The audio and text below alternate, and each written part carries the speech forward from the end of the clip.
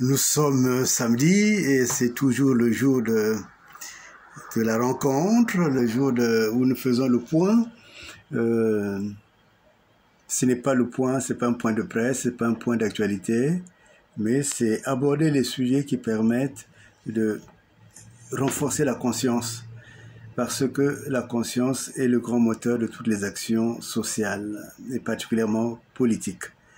Par exemple, un mouvement de masse, il ne peut pas avoir lieu si les gens n'ont pas conscience que leur liberté est vraiment menacée. C'est pour cela, par exemple, au Congo, on se rend compte maintenant, et ces derniers temps, que depuis que Sassou a bien fait de vendre une partie du Congo, bien fait pour lui, parce que au fond, quand plusieurs fois nous disions qu'il était dangereux, personne ne voyait le danger, et le diable c'est comme cela. Il y a toujours un jour où il fait une action d'éclat et il est pris dans son propre piège. Donc là, la conscience commence à s'éveiller. On commence à se rendre compte que même ceux qui ont pris l'argent de Sassou, en fait l'argent du Congo, ceux qui ont été corrompus pour vendre le Congo, commencent à prendre conscience du danger que représente l'état dans lequel Sassou a mis le Congo. Vous venez toujours avec ces questions et j'aime beaucoup ces questions parce que moi-même, elles m'orientent. La première question, c'est pourquoi est-ce que je ne parle pas de cette fameuse action porta-porti? Non, j'en parle parce que c'est un grand scandale. Je vois que les pays, particulièrement l'Arabie saoudite, ces princes, ces gens n'ont pas compris la valeur de l'homme noir. Ils n'ont pas compris que la femme noire est valeureuse, que c'est une princesse. Et quand je regarde cela, quand je vois comment toutes ces filles sont piégées, toutes nos filles sont piégées, j'ai envie de leur dire, méfiez-vous. Et j'ai envie de dire aux parents, particulièrement aux mamans, de donner une meilleure éducation à leurs enfants. Parce que l'argent ne fait pas tout. Et l'argent, surtout dans le cas d'espèces, à côté de la dignité, quand on voit des enfants, des jeunes filles très belles avaler des excréments, on est plus que dans l'horreur. Et je ne voudrais pas vraiment que cela se répète. Et je prends position pour dire, arrêtez-moi tout cela. Et vous les jeunes filles,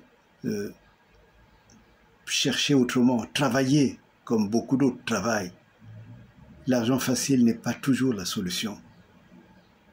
Et vous les Africains, vous les États africains, prenez conscience. Enlevez s'il le faut des autorisations à voyager dans ces directions, mais il y a quelque chose à faire. C'est une responsabilité collective et il nous faut l'assumer.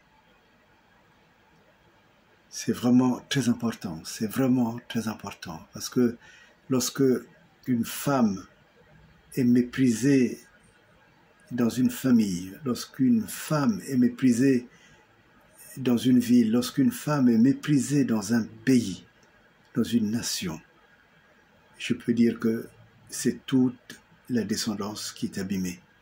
Parce que l'image que cette femme aura d'elle-même, elle va la transmettre dans la génération qui va venir.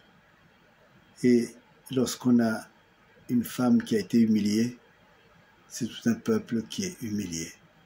Et je n'accepte pas que notre peuple soit humilié. Trop, c'est trop. L'autre question, c'est, vous me dites, j'ai parlé de Sassou, la fin du règne de Sassou en mars. Et vous dites que beaucoup de personnes même ne m'écoutent plus parce que Sassou n'est pas parti en mars. D'abord, il faudrait dire que je l'ai dit, en effet, et je crois que comme un bon général, on suit toujours les événements. On a vu toute l'angoisse qui animait Sassou et toute sa clique. Mais en bon général, on cherche toujours le moment le plus favorable.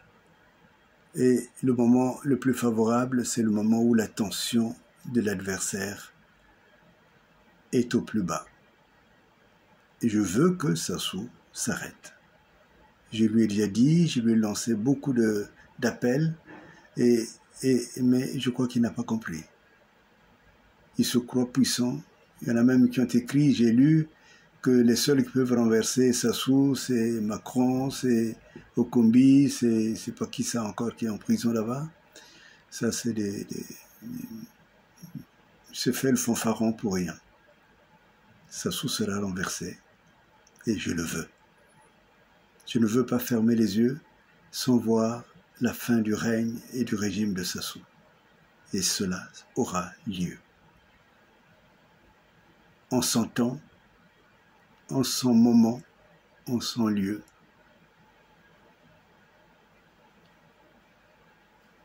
Cela aura lieu.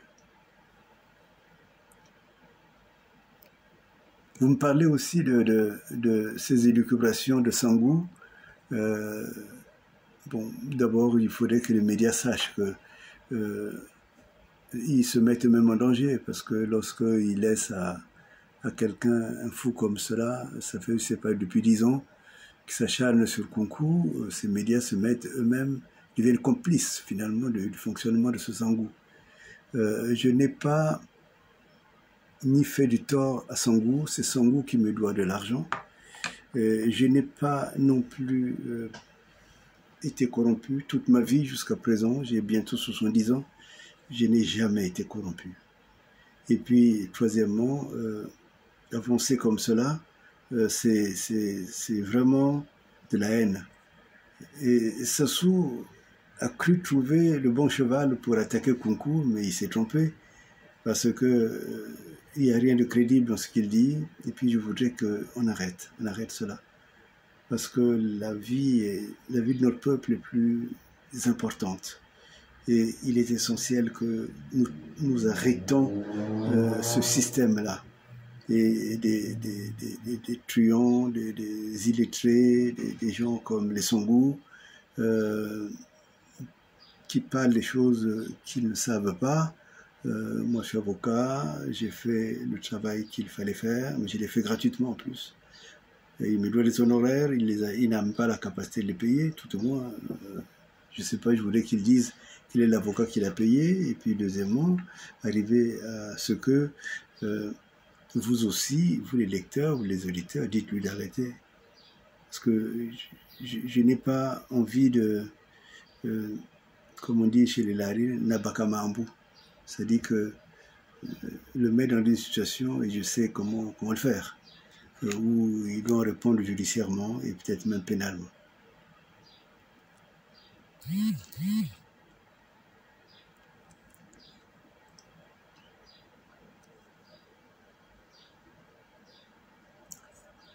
Voilà donc, mesdames.